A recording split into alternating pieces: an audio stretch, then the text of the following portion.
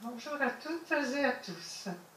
Ce soir, j'ai deux manœuvres à faire, on fera être un petit peu patient. Ce soir, je vais vous présenter le futur de l'univers, donc les prédictions des astronomes. La source, c'est Ciel et Espace, et âme sensible s'abstenir. Observer le ciel, c'est regarder dans le passé de l'univers, mais aussi parfois deviner son avenir. Que ce soit une supernova qui s'annonce, la fin d'une étoile comme le Soleil, les rencontres entre galaxies ou le destin du cosmos, certains phénomènes sont aujourd'hui suffisamment cernés pour que les astronomes parviennent à en déterminer l'échéance. Dans 5 ans, 2 étoiles fusionnent.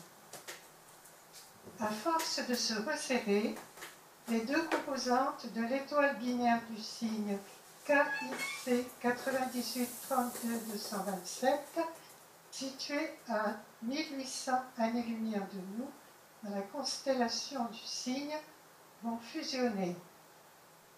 La collision stellaire se traduira par une énorme augmentation d'éclat visible dans notre ciel sous l'aspect d'une nova. KIC 9832-227 est une binaire de contact. Elle est composée de 2 étoiles partageant la même atmosphère, un peu comme 2 cacahuètes partagent la même coque. En 2013, les chercheurs avaient découvert que la période d'orbite commune, d'environ 11 heures, était légèrement plus courte que celle relevée antérieurement par le satellite Kepler.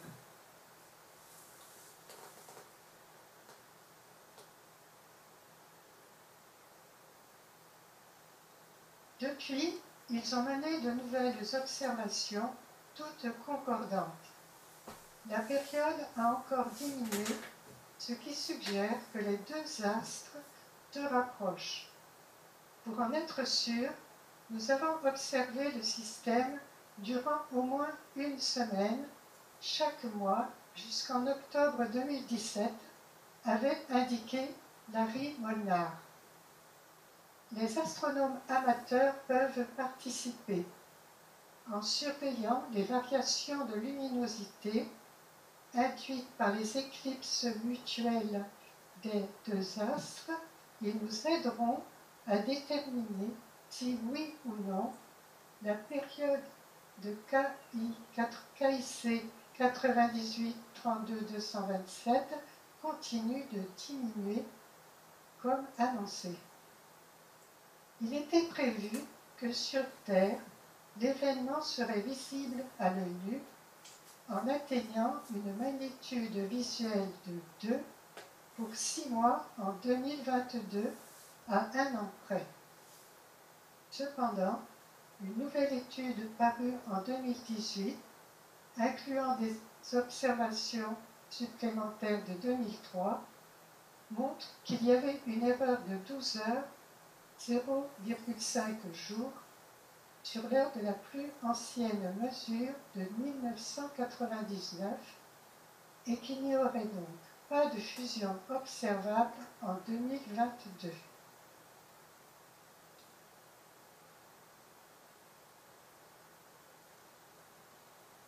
Demain ou dans 1000 ans, une étincelle à l'échelle astronomique, l'une des étoiles les plus célèbres de la voûte céleste, va exploser en supernova. L'étoile double état de la Carène, située à 7500 années-lumière de nous, est arrivée au terme de son existence. Son explosion la rendra visible même en plein jour. Nous le savons car elle est âgée de 3 millions d'années et qu'elle est 100 à 150 fois plus massive que le Soleil, explique Megan Kimanki de l'Université d'Arizona. Or, Les étoiles de ce calibre brûlent très rapidement leurs réserves d'hydrogène et ne vivent pas plus de quelques millions d'années.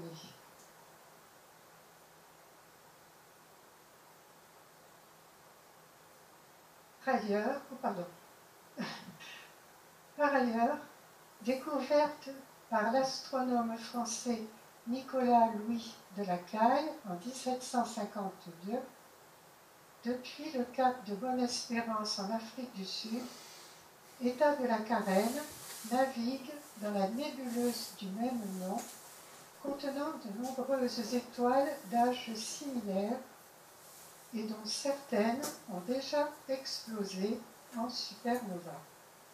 Autre indice de son agonie, ces éruptions cataclysmiques à répétition. En 1834, l'astronome anglais John Herschel, qui effectue un relevé minutieux des étoiles australes depuis la montagne de la Table, dans la ville du Cap, en Afrique du Sud, note pour État de la Carène une magnitude de 1,4. Pourtant, quand Edmund Halley repère l'astre pour la première fois en 1676, sa magnitude n'est que de 3,5. Sa luminosité semble donc avoir soudainement augmenté.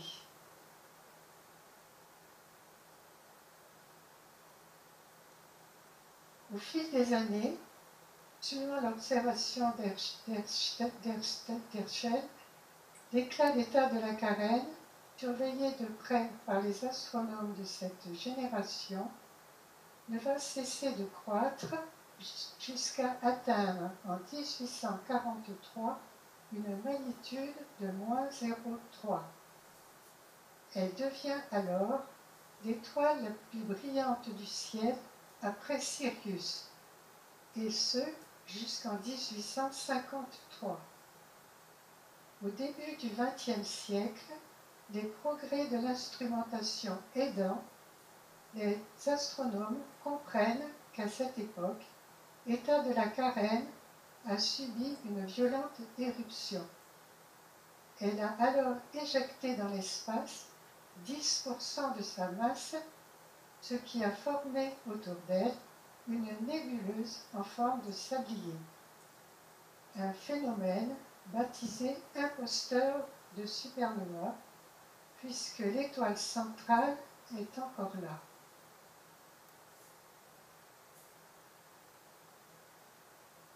À la fin des années 1990, les travaux du Brésilien Augusto Daminelli révèlent qu'État de la Carène est en réalité composé de deux astres, l'un de 100 fois la masse du Soleil, l'autre de 70 masses solaires. Fin 2016, l'équipe de Megha Kinaki a montré que la fausse supernova, observée par Herschel, n'est pas la seule que le couple stellaire ait connue. Grâce aux images du télescope Hubble, elle a mesuré le taux d'expansion du gaz autour d'État de la Carène. Résultat, évoluant à 3 millions de km/h, ce gaz est beaucoup trop lent pour avoir façonné la nébuleuse uniquement avec l'éruption du XIXe siècle, note Megha Kinaki.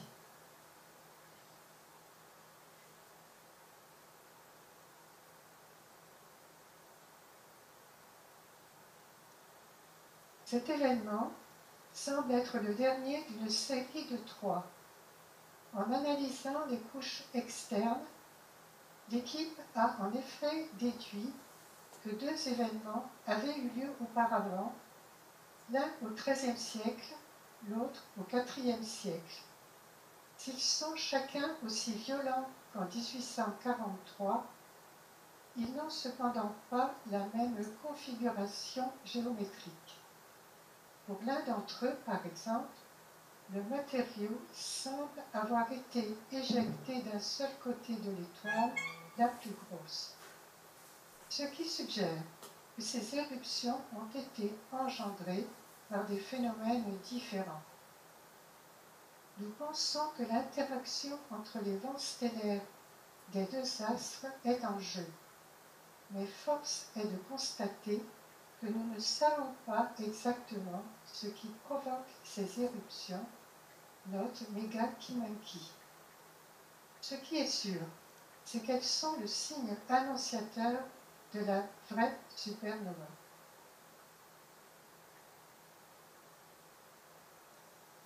Lorsque le feu d'artifice se produira, l'état de la carène deviendra aussi brillant qu'un quartier de lune pendant de longs mois. Elle sera visible même en plein jour dans le ciel de l'hémisphère sud. Et, puisque sa lumière met 7500 ans avant de nous parvenir, il est même tout à fait possible que l'explosion ait déjà eu lieu et que nous n'en soyons pas encore informés.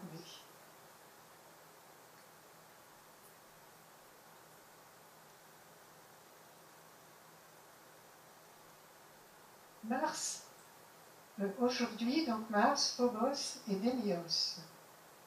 Mars pourrait bien devenir un jour la première planète tellurique à arborer des anneaux, ce grâce à Phobos, l'un de ses deux petits satellites. Évoluant à seulement 6000 km de la surface martienne, Phobos navigue en deçà de l'orbite synchrone, c'est-à-dire l'orbite sur laquelle un satellite se cale sur le rythme de sa planète et effectue une rotation sur lui-même dans le même temps qu'il boucle une révolution. Qui a les effets de marée. Les corps situés au-delà de l'orbite synchrone s'éloignent de leur planète, c'est le cas de la Lune, 3,8 cm par an, tandis que ceux situés en deçà s'en rapprochent. C'est le cas de Phobos, qui tombe peu à peu vers Mars. Dans 50 millions d'années, des anneaux autour de Mars. Un jour, Mars possédera de fins anneaux. C'est tout ce qui restera de Phobos, broyé par la gravitation de sa planète. À mesure qu'il s'en rapprochera, il subira des effets gravitationnels de plus en plus intenses et se déformera jusqu'à se disloquer d'ici environ 50 millions d'années. Sébastien Charnoz. Ce qui va se passer ensuite dépend de sa structure interne que l'on connaît très mal. S'il se brise en quelques gros bouts, ces derniers subiront à leur tour les effets de marée et finiront par entrer en collision avec Mars. Mais si une myriade de fragments sont produits, ils seront trop petits pour être influencés par les effets de marée et demeureront en orbite. Au fil de leur interaction et collision, ils vont s'éroder jusqu'à former des anneaux qui ne ressembleront pas aux anneaux opaques et multiples de Saturne, tant s'en faut. Ce sera très diffus, visible surtout en infrarouge, prévient Charnoz. Pour confirmer ou non l'hypothèse des maigres anneaux martiens, des astronomes misent sur l'une des futures missions spatiales japonaises, NMX, Martian Moon Exploration. Très ambitieuse, elle consiste en un atterrisseur qui doit prélever des échantillons à la surface de Phobos et les rapporter sur Terre. Le lancement est prévu en 2024.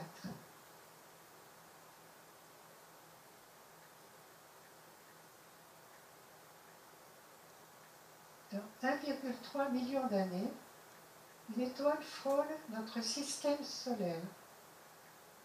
C'est une étoile a priori ordinaire, Gliese 710, dont la masse est égale à 2/3 de celle du Soleil. Elle est actuellement à 63 années-lumière de nous. Située dans la constellation du Serpent, elle n'est pas visible à l'œil nu. Mais, foi d'astronome, dans 1,3 million d'années, elle sera aussi brillante que la planète Mars, car elle est en train de foncer vers le système solaire. Des mesures effectuées par le satellite Hipparcos dans les années 1990 suggéraient que Gliese 710 s'approcherait jusqu'à 1,1 année-lumière. Actuellement, la première voisine du Soleil, Proxima Centauri, se trouve à 4,2 années-lumière. Mais l'équipe de Philippe Persky, Université de Mickiewicz, Pologne, prédit un RASMOT plus serré. Nous avons exploité la première série de données collectées par le satellite Gaia qui mesure la position, la distance et la vitesse des étoiles avec une précision 10 à 1000 fois meilleure que celle d'Hipparcos, détaille le chercheur. Donc on voit que Alpha et Proxima Centauri dans 26 000 ans approchera aussi du système solaire et l'étoile de Barnard dans 10 000 ans.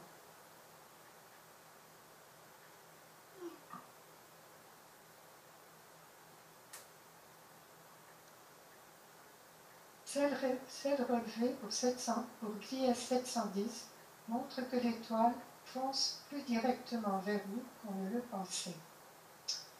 De ce fait, dans 1,3 million d'années, elle se trouvera à seulement 13 365 unités astronomiques du Soleil, soit 0,2 années-lumière, en plein dans le nuage d'Oort. Nos simulations montrent qu'environ 0,1% des objets de cet immense réservoir de milliards de comètes entourant le système solaire seront catapultés vers les planètes.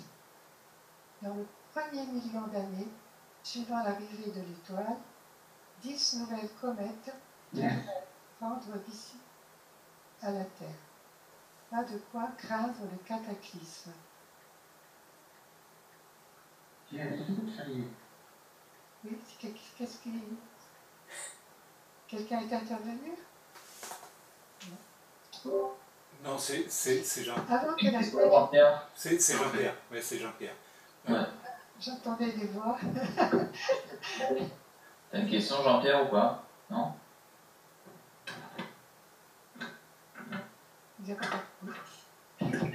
Non, en fait, il vient d'arriver et il est pas au courant qu'on a entendu arriver, je crois. Non, c'est bon, Geneviève, continue. Dans 1 milliard d'années, la Terre, planète morte. Avant que la Terre ne soit engloutie dans les flammes de notre Soleil à l'agonie, il se passera encore au moins 5 milliards d'années. Mais, d'après les chercheurs, la vie à la surface de notre planète devrait disparaître bien avant le plongeon final, d'ici 1 milliard d'années seulement. Car là encore, c'est son étoile qui dicte le destin de la Terre. À mesure que les réactions nucléaires ont lieu au cœur du Soleil, celui-ci s'échauffe et se densifie. Du coup, le nombre de réactions nucléaires augmente et l'étoile brille davantage. Ainsi, le Soleil est 30% plus volumineux qu'à sa naissance. Cette énergie sans cesse croissante va agir sur l'un des piliers du climat terrestre, le cycle du carbone. en entraînant la diminution progressive du taux de gaz carbonique, donc CO2, dans l'atmosphère. Attention, il s'agit ici d'un phénomène bien distinct de l'augmentation du CO2 observée depuis le début de l'ère industrielle et qui menace notre civilisation. Le cycle du carbone agit à l'échelle des temps géologiques. Or, il se grippe peu à peu.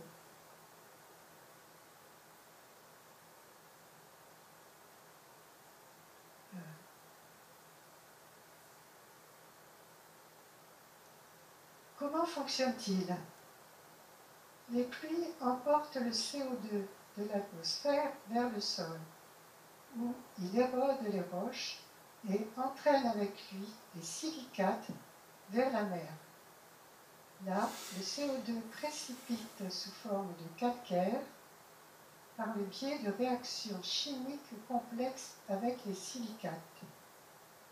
Il retourne ensuite dans le manteau terrestre par la subduction et rejaillit enfin dans l'atmosphère grâce au volcan. Ce cycle est très long, environ 500 millions d'années, précise James Casting, spécialiste d'évolution climatique à l'université Penn State, États-Unis. Le réchauffement anthropique actuel n'a sur lui aucun impact. Donc l'entropie, c'est l'action humaine. Voilà. Ce qui compte, c'est le réchauffement en cours à grande échelle. Sous l'effet d'une activité solaire croissante, l'évaporation des océans et donc les précipitations augmentent et davantage de CO2 est pompé par le sol.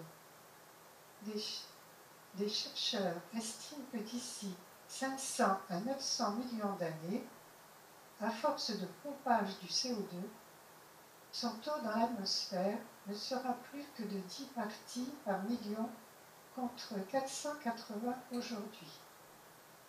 C'est insuffisant pour que les végétaux, dont le métabolisme est basé sur le CO2, survivent.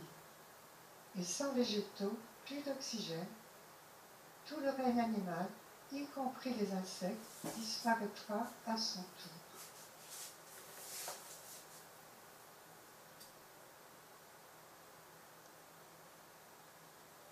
Dans 1,2 milliard d'années, le Soleil sera devenu si brillant que la température à la surface de la Terre devrait atteindre 70 degrés. Sa zone habitable, donc la région tempérée autour du Soleil, aujourd'hui située entre 0,8 et 1,5 unités astronomiques, se décale vers l'extérieur entre 2 et 4 unités astronomiques. 1,5 milliard d'années avant que notre Soleil ne devienne une géante rouge, la Terre ne sera déjà plus habitable.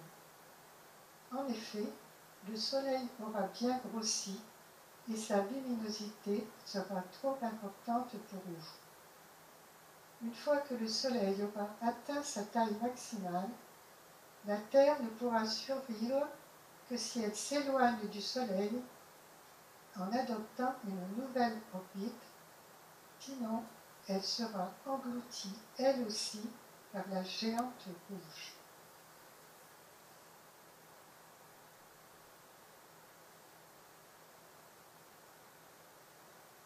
En quelques dizaines de millions d'années, les océans s'évaporeront, les énormes quantités de vapeur d'eau, puissants gaz à effet de serre injectés dans l'atmosphère, provoqueront un emballement thermique.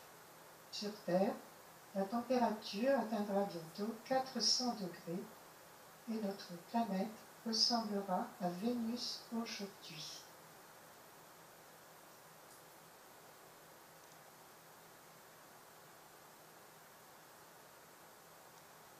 Dans 4 milliards d'années, L31 et la Voie lactée fusionnent. elles foncent actuellement l'une vers l'autre. Dans 4 milliards d'années, elles se rencontreront et leur interaction gravitationnelle les amèneront progressivement à fusionner en une vaste galaxie elliptique. Quelques 2,3 millions d'années-lumière nous séparent de notre belle voisine galactique, visible aux jumelles dans la constellation Andromède. Mais, peu à peu, cette distance se raccourcit. Les astronomes savent depuis longtemps, en effet, que la galaxie d'Andromède et la Voie lactée se rapprochent l'une de l'autre au rythme de 400 000 km/h. Ils sont donc certains que les deux galaxies spirales vont entrer en collision. Mais jusqu'à récemment, ils ne savaient pas comment cette collision allait se dérouler. De plein fouet, ou plutôt de côté. Pour le savoir, il leur fallait mesurer la vitesse tangentielle de M31, c'est-à-dire son mouvement de côté sur le ciel par rapport à la Voie lactée. C'est précisément ce qu'a fait l'équipe de Roetland van der Marel. Attendez une petite seconde. C'est précisément ce qu'a fait l'équipe de Roetland van der Marel du Space Telescope Science Institute avec le télescope Hubble en 2012. Résultat, la vitesse tangentielle est proche de 0, ce qui signifie que les deux galaxies vont très probablement se rencontrer de face, explique Tony Shaw, membre de l'équipe.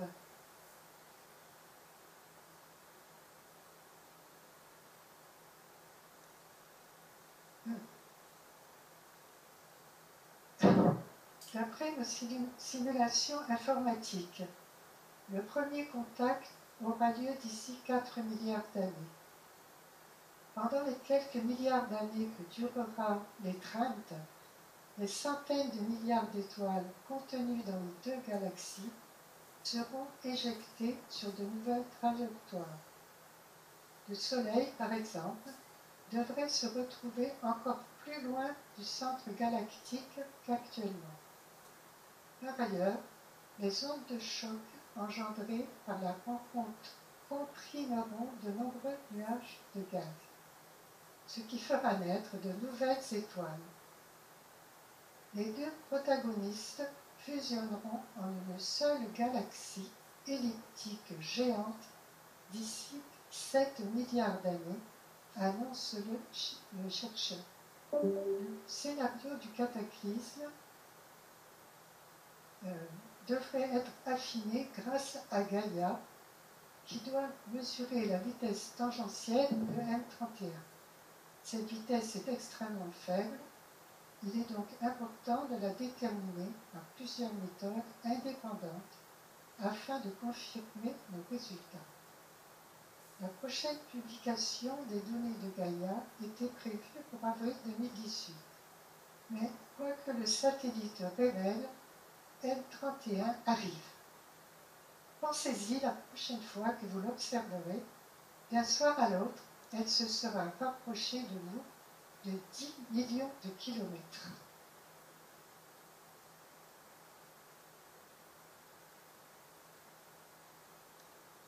Dans 5,5 milliards d'années, le Soleil a l'agonie, chaud devant.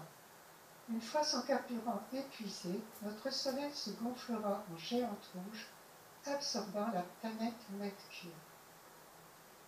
Depuis 4,5 milliards d'années, la fusion nucléaire est à l'œuvre au cœur du Soleil.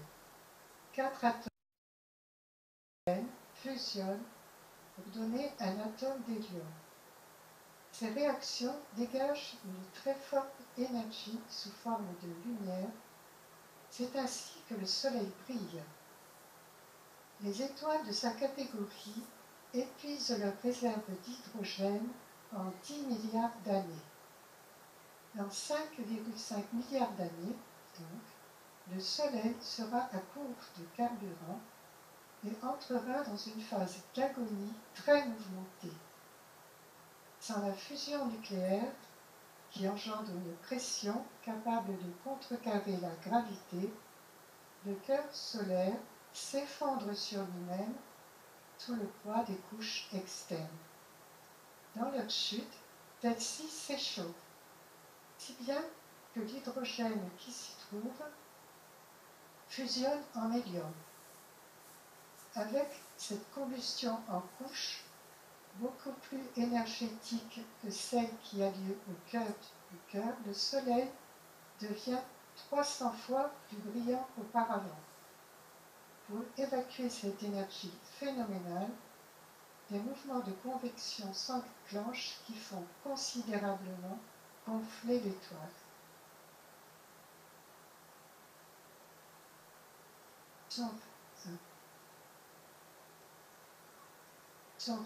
Son rayon centuple. Elle devient alors une géante rouge. La zone habitable, donc je répète ce que j'ai dit tout à l'heure, aujourd'hui située entre 0,8 et 1,5 unités astronomiques, se décale vers l'extérieur, donc entre 2 et 4 unités astronomiques. Mars pourrait-elle alors devenir habitable? C'est peu probable, tant l'activité du Soleil va devenir chaotique. Dans le cœur qui continue de s'effondrer sur lui-même, la température atteint bientôt 100 millions de degrés. L'hélium se met à fusionner pour donner du carbone et de l'oxygène. Bien plus énergétique que celle de l'hydrogène, cette combustion provoque des explosions cataclysmiques.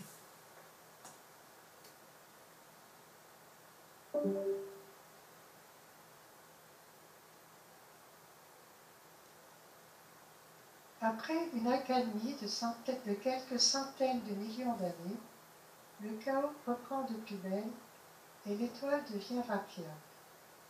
La combustion de l'hélium dans les couches externes provoque des sortes de pulsations.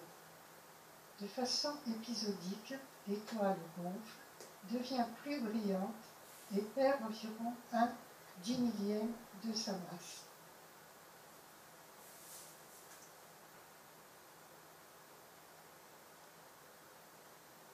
Notre étoile devient alors une naine blanche, c'est-à-dire une étoile très dense composée des résidus de la combustion de l'hélium, le carbone, l'azote et l'oxygène.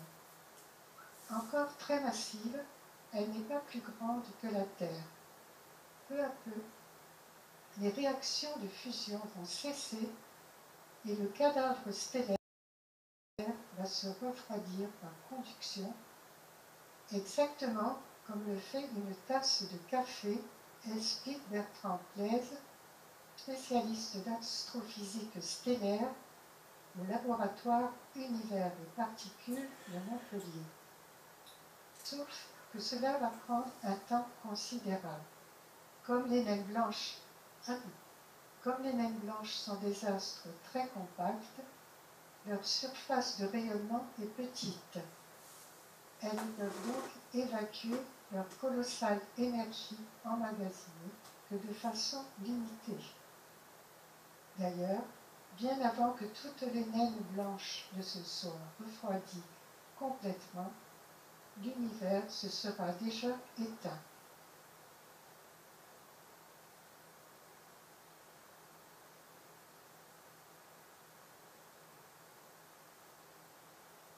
Dans 10 milliards d'années, Big Rip, Big Chill ou Big Crush, emporté par une expansion sans cesse croissante, l'univers s'éteindra-t-il lentement, à moins qu'il ne se désagrège jusqu'au moindre atome.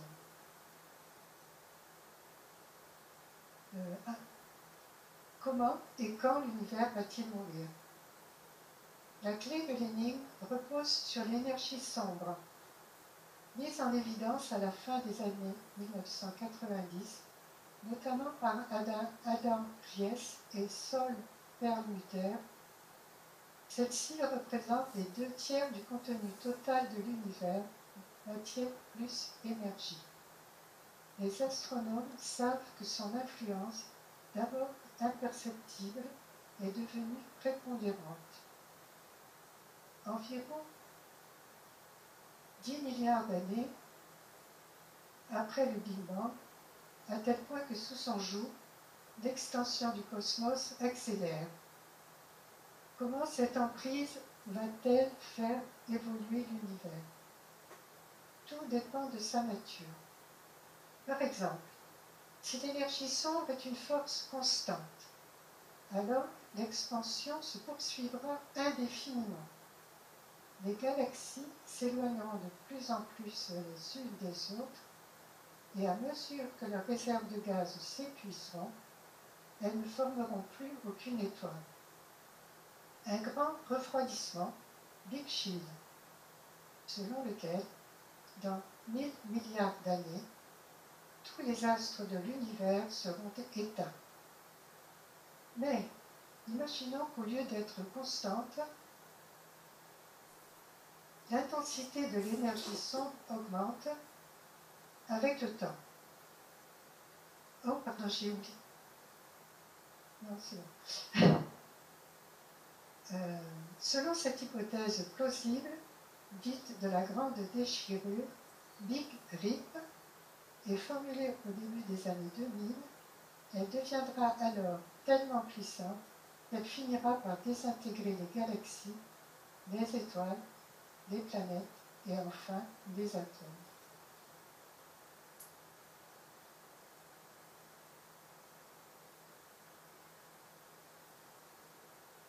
En fait, il y a 3 hypothèses pour son futur.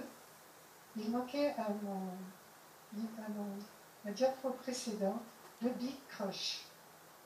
Si l'énergie noire, toujours elle, exerce un effet transitoire amené à s'inverser dans l'avenir, la force gravitationnelle reprendra le dessus et l'univers se contractera. Les galaxies tomberont les unes sur les autres jusqu'à l'implosion finale. C'est comme un Big Bang, mais à l'envers. Un Big Bang dans le futur et non dans le passé. Donc je répète un petit peu. Donc le Big Rip, si la force répulsive exercée par l'énergie noire s'intensifie encore, l'univers pourrait se disloquer entièrement, depuis les galaxies jusqu'aux atomes. Donc je me répète un peu.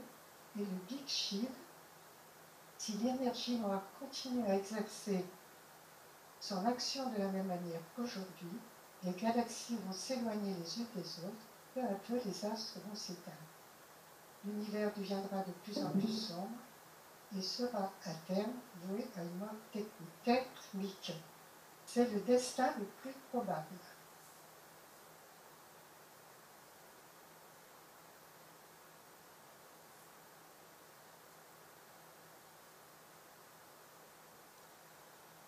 Chronologie du Big Rip. Quelques centaines de millions d'années avant le Big Rip, dislocation des super-amas. Plusieurs dizaines de milliers d'années avant le Big Rip, plusieurs dizaines de millions d'années avant le Big Rip, dislocation des galaxies. Quelques minutes avant le Big Rip, dislocation des étoiles. 10-17 secondes avant le Big Rip, dislocation des atomes.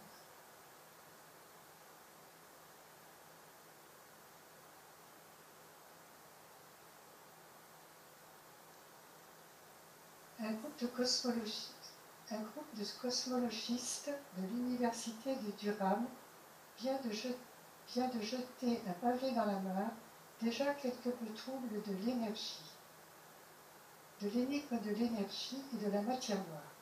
Utham Sawangwit, étudiant en thèse, et Tom Shank, professeur à l'université de Durham en Grande-Bretagne, astronome spécialisé en cosmologie observationnelle, mettent en doute l'existence de l'énergie noire et même de la matière noire. Sans démontrer leur inexistence, les 2 chercheurs pointent un biais possible dans les observations de WMAP rendant moins solides, selon eux, les arguments que l'on tire du rayonnement fossile en faveur de leur présence dans l'univers. Comme le dit Tom Champ, le plus probable, c'est que le modèle standard, avec ses énigmatiques énergies et matière noire, va survivre, mais d'autres tests sont nécessaires. Le satellite européen Planck, actuellement en train de collecter plus de données sur le rayonnement fossile, fournira des informations vitales et nouvelles qui nous aideront à répondre aux questions fondamentales sur la nature de l'univers dans lequel nous vivons. Donc, comme on peut voir, 26%, 26,8% de matière noire, 4,9% de matière ordinaire et 68,3% d'énergie sombre. Ne cherchez pas le passé, ne cherchez pas le futur. Le passé est évanoui, le futur n'est pas encore advenu. Mais observez ici cet objet qui est maintenant Bouddha.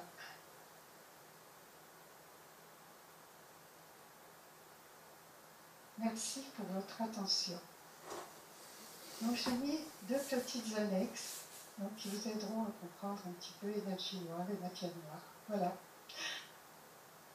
Terminé. Ah pardon, j'avais oublié de vous mettre celle-ci. Ah,